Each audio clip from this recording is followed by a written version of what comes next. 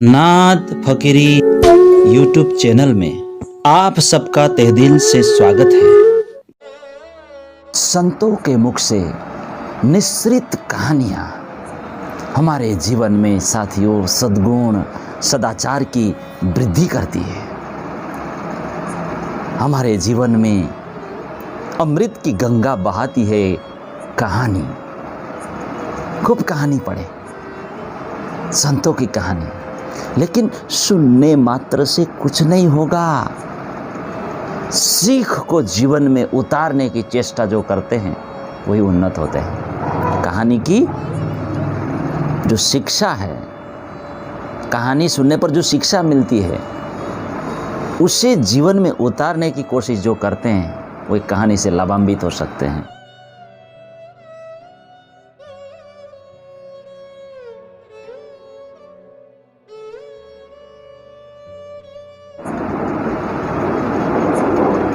कहानियों से संस्कार जागृत होती है तो जीवन को उन्नत बनाने में कहानियां सहायक होते हैं।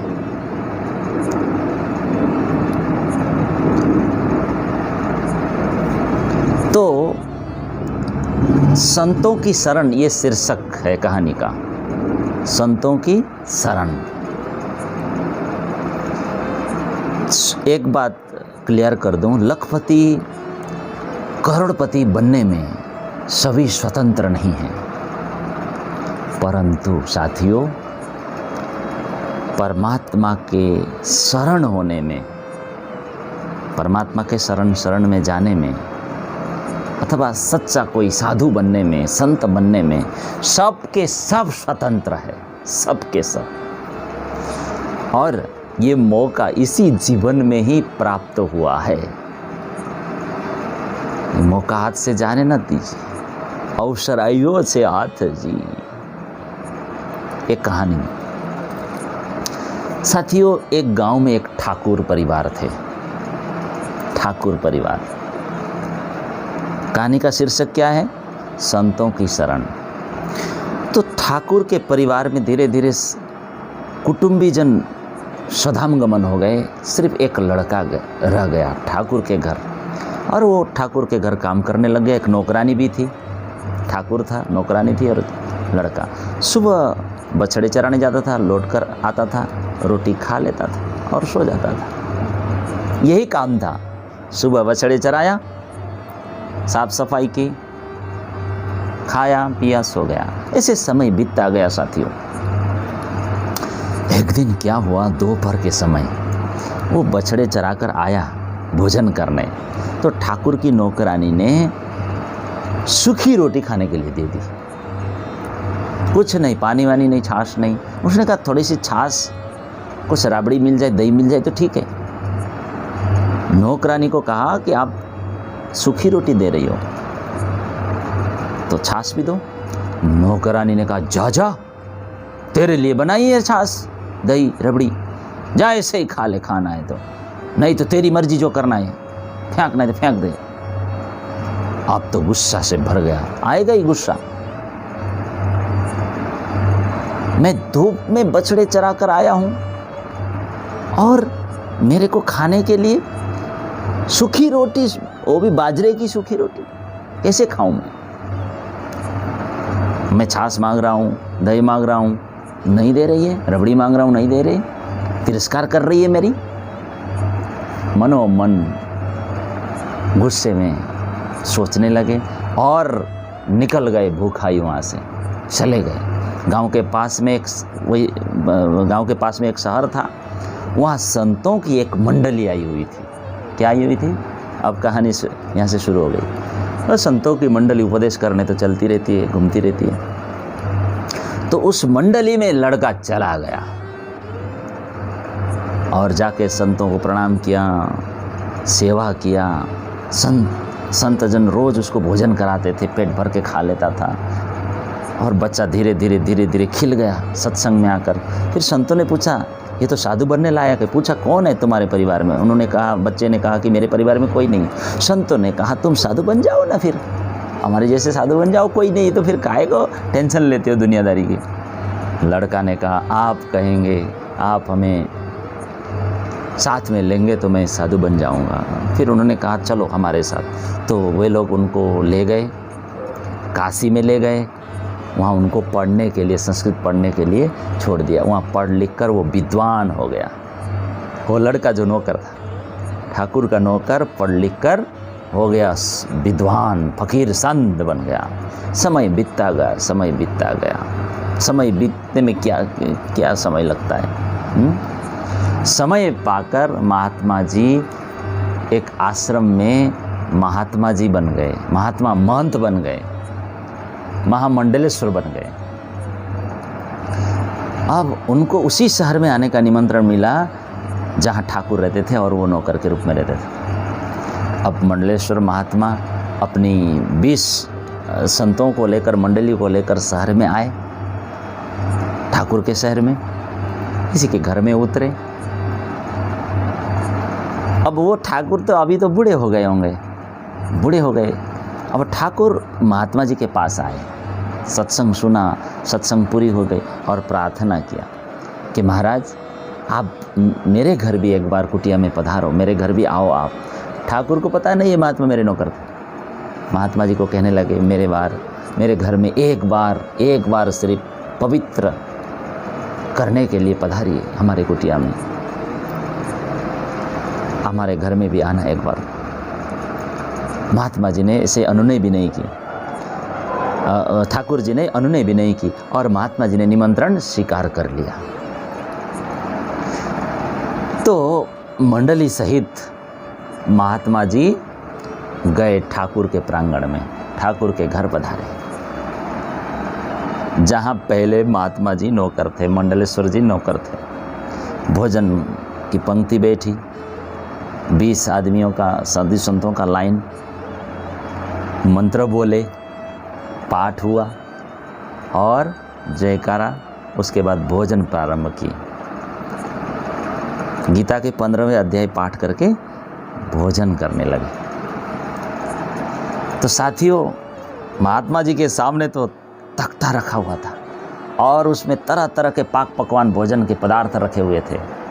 पहले सूखी रोटी छाछ नहीं मिली थी, हैं, आज अनंत पाक पकवान, तरह तरह के व्यंजन, चमत्कार। अब वो ठाकुर महाराज जी के पास आए, संत जी के पास। वो एक छोटा नौकर था ही, नौकरानी नहीं थी। अब नौकर के हाथ में एक हलवे का पात्र था। ठाकुर उसको लेकर महात्मा जी के पास आए और ठाकुर, बूढ़े आदमी, महात्मा जी से हाथ जोड़कर प्रार्थना करने लगे, कृपा करके थोड़ा सा हलवा मेरे हाथ से ले लो। क्या कहने लगे? मुझे पुण्य प्राप्त करनी है। तब महाराज को हंसी आ गई। हे प्रभु, तेरी लीला अपरंपार। ठाकुर ने पूछा, आप हंस क्यों रहे हैं? आप हंसे कैसे? ठाकुर को पता ही नहीं ये मेरा नौकर था पहले। तब महात्मा बोले, मुझे पुरानी बात याद आ गई ठाकुर, मुझे पुरानी बात याद आ गई। ठाकुर बोले, बताइए महाराज, क्या बात है वो? मुझे जिज्ञासा हो रही है, जानने की इच्छा हो रही है। तब महात्मा जी ने सभी संतों को कहा, भाई अब थोड़ी देर ठहर जाओ, ठाकुर जी कह रहे हैं तो बात पूछते हैं तो बताना तो मेरा कर्तव्य है। तो महाराज ने ठाकुर से पूछा, आपके कुटुंब में जो लोग रहते थे उनमें से कोई है क्या? जानने के लिए पूछा। तो ठाकुर बोले, एक लड़का था, उसने मेरे यहाँ कई दिन बछड़े चराए, फिर न जाने वो कहाँ चला गया रूठ करके, बहुत दिन हो गए, फिर कभी मैंने उसको देखा नहीं। तब महात्मा जी बोले, ठाकुर वही लड़का मैं हूँ। ठाकुर दंग रह गए, पास में संत मंडली भी दंग रह गए। अरे ठाकुर के नौकर करने वाला लड़का आज देखिए महात्मा बन करके फिर से आया और महात्मा जी के चरणों में ठाकुर लोटपोट हो रहे हैं। समझ में आ रही बात आप लोगों को? महात्मा जी ने सारी कहानी बताई कि नौकरानी की, ठाकुरानी की, आपकी जो नौकरानी है उसने मुझे डांटी। आपकी नौकरानी ने कहा था कि छाछ वाछ नहीं मिलेगी। मैं उसी दिन आपके घर से भाग गया था, आपको पता ही नहीं लगा।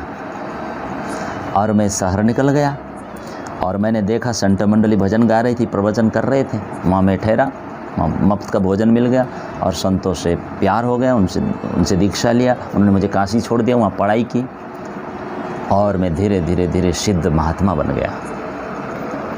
ठाकुर जी, यही वो आंगन है। आपकी नौकरानी ने थोड़ी सी छाछ देने से मुझे मना कर दिया, मुझे सूखी रोटी खाना पड़ता था। आज मैं वही हूँ, आंगन भी वही है, घर भी वही है। ठाकुर जी और ठाकुर जी आप भी वही हैं। अब आप अपने हाथ से मुझे मोहन भोग हलवा दे रहे हैं और विनती कर रहे हैं, लीजिए, कृपा करके मेरे हाथ से लो बोल रहे हैं आप। देखिए चमत्कार, ये इन संतों के शरण का प्रताप है। मांगे मिले न रबड़ी करूं कहाँ लगवरन, मोहन भोग गले में अटक्या, आ संतों की शरण। संतों की शरण लेने मात्र से ठाकुर जी इतना हो गया कि जहाँ रबड़ी नहीं मिलती थी वहाँ मोहन भोग भी, हलवा भी गले में अटक रहा है। अरे कोई संतों की शरण ले ले, वो सबका आदरणीय हो जाता है। मैंने पहले भी आप सबको सुनाया था कि लखपति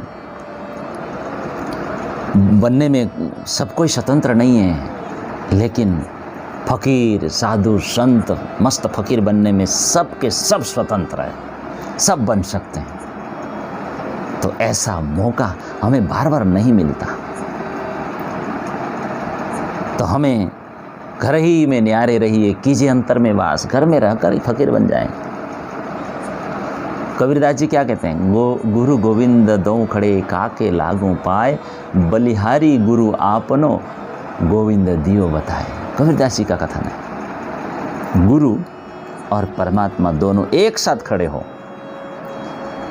पहले किसके चरण स्पर्श करें। कबीरदास जी कहते हैं मैं गुरु को जाके उनके चरणों में लेट जाऊंगा, दंडवत करूंगा, क्योंकि उन्होंने ही प्रभु तक पहुंचने का मार्ग बताया। संतन के संग लाग रे तेरी अच्छी बनेगी, संतन के संग लाग रे तेरी अच्छी बनेगी, अच्छी बनेगी तेरी बिगड़ी बनेगी, अच्छी बनेगी तेरी बिगड़ी बनेगी, संतन के संग लाग रे तेरी अच्छी बनेगी, संतन के संग लाग रे। तो संत जन, गुरुजन जीवन में धारण करें उनको। कबीरदास जी कहते हैं, बहुत सुंदर सुंदर दोहे हैं, कहते हैं उल्टे सुलटे वचन के, क्या उल्टे सुलटे वचन के शिष्य न माने दुख, शिष्य न माने दुख, कहे कबीर संसार में सो कहिए गुरु मुख। बात समझ में आई आपको? इसका अर्थ बहुत सुंदर है। उल्टे सुलटे वचन, शिष्य न माने दुख, देखिए अर्थ, शिष्य माने शिष्य। गुरु कभी डांट फटकार कर दे, उल्टे सुलटे बोल दे, तो शिष्य दुखी नहीं होता। कहे कबीर संसार में सो कहे गुरुमुख, गुरु के उल्टे सुलटे वचन सुनकर शिष्य कभी दुखी नहीं हो। कबीरदास जी कहते हैं वही शिष्य ही गुरुमुखी शिष्य, सच्चा गुरुमुख शिष्य है। देखिए हम लोग तो कोई भी डांट दे, संत गुरुजन तो गुस्से हो जाते हैं। राइट रंग कुछ भी बोले गुरु, शिष्य कभी इरिटेट ना हो तो वो गुरुमुखी शिष्य है। गुरु राइट और रंग सेइंग गुरु, लेकिन कभी कभी भी सत्य शिष्य होगा, कभी इरिटेट नहीं होगा, वो सच्चा गुरुमुखी शिष्य है। नाराज हो जाए वो काहे का शिष्य, वो तो फालतू का है, वो फालतू शिष्य है, वो उसमें कोई दम नहीं है। कबीर गुरु और साधु को, कबीर गुरु और साधु को, कबीरदास जी के चौपाई, 2 हाथ। शीस न बावई जाए, शीस न बावई जाए। गुरु और साधु को शीश नवाना चाहिए।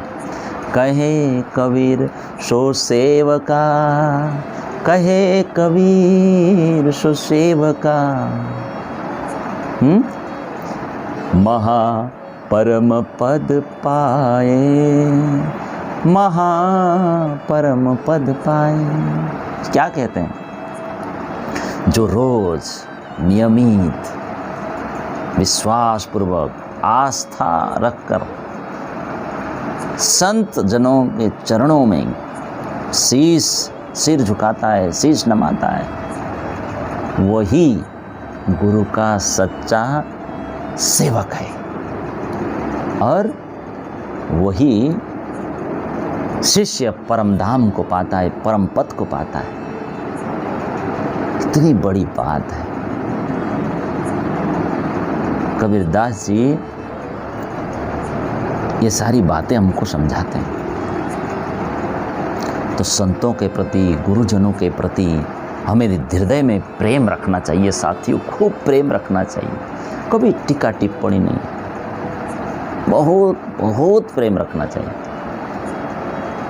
आजकल तो मानते नहीं, बहुत कम मानते हैं। गुरु आज्ञा माने नहीं, क्या? गुरु आज्ञा माने नहीं, चले अटपटी चाल। आप भी मेरे साथ बोलिए। लोक वेद दोनों गए, लोक वेद दोनों गए और आगे सिर पर काल, आगे सिर पर काल। गुरु आज्ञा माने नहीं, जो गुरु जी के, संतों के आदेशों को नहीं मानता, गुरु जी कहते ये करो, नहीं करता, मनमानी करता है और ठगता है, चीटिंग करता है, ढंग से नहीं चलता, उसके लोक और परलोक दोनों बिगड़ गए, व्यर्थ हो जाते हैं लोक और परलोक। समझ में आ रही बात? और भविष्य में काल, मौत उसके सिर पर मंडराता रहता है, खत्म। इसलिए कबीरदास जी कहते हैं, गुरु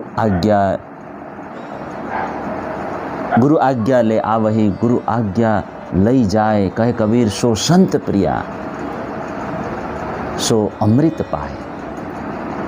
गुरु के आज्ञा से कहीं आता जाता हो जो व्यक्ति, वो सबका प्रिय हो जाता है, संतों का भी प्रिय हो जाता है, उसे अमृत की प्राप्ति हो जाती है। क्या प्राप्ति होती है? अमृत की प्राप्ति। साथियों, आज थोड़ा डिस्टर्बेंस रहा, आकाश से एरोप्लेन गुजर रहे हैं, कोई बात नहीं। गुरु का सच्चा शिष्य होता है ना, तो गुरु के आज्ञा के अनुसार ही सब काम करता है। वो गुरु आज्ञा के अधीन रहता है, वो अपना सारा संपूर्ण कार्य छोड़कर आज्ञा के ऊपर दृष्टिपात करता है, वहाँ फोकस करता है। कबीरदास जी कहते हैं, गुरुदेव को, संतों को देखकर झुककर प्रणाम करता है आज्ञाकारी शिष्य। सदा हमें संतों की, गुरुओं की सेवा को नहीं भूलना चाहिए। झुककर प्रणाम, उनकी आज्ञा का पालन, इस तरह हम करते जाएं, सच्चा बनते जाएं, जीवन को धन्य बनाते जाएं।